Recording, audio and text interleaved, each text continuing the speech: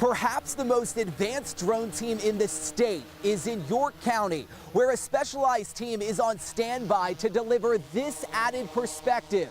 Officials hope seeing the drones in action will win over even the skeptics. And this is the latest and greatest thing. They call it Rover 1.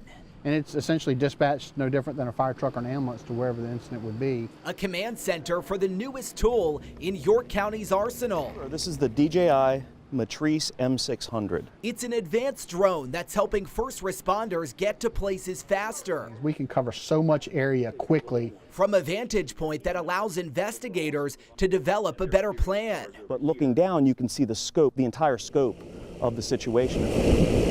The idea took flight about a year ago when the York-Poquoson Sheriff's Office and York County Fire and Life Safety joined forces. A 12-person team, 6 deputies, 6 firefighters, learned the ropes with 2 smaller drones and quickly realized the power of having eyes in the sky.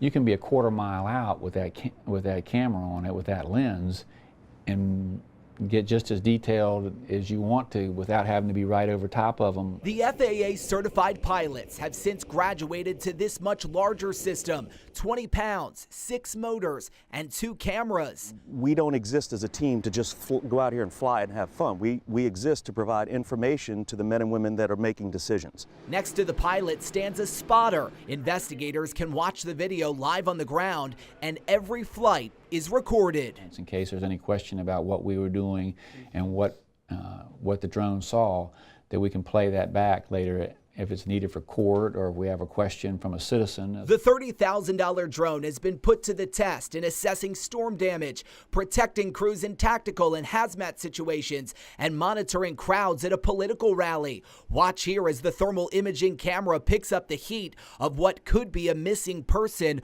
walking through a heavily wooded area. The setup so sophisticated, the team has been deployed around the Commonwealth by the Virginia Department of Emergency Management. The more calls we go on, the more incidents that we respond to, just makes us stronger, it makes us better. The program in York County has been so successful, there's already talks of expanding, getting more first responders trained to fly, and adding smaller drones just like these to the back of patrol cars to be able to deploy in a matter of minutes.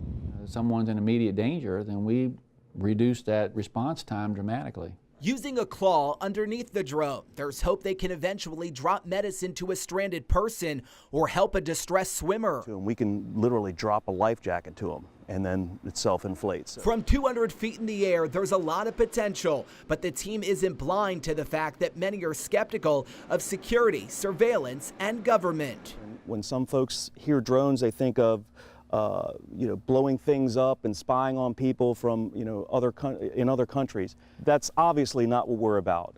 We're about public safety. Investigators are not ruling out using drones in executing high-stakes search warrants, but they won't use them to surveil homes.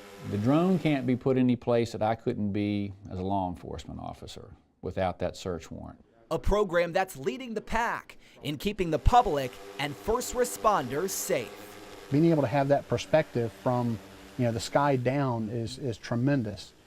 The FAA predicts commercial drone sales will go up 450% by 2020. Each of the 7 cities tell us they're interested in drones just like these for policing and firefighting. But in Virginia Beach, the program is already in the works. I'm Joe Fisher, 10 on your side.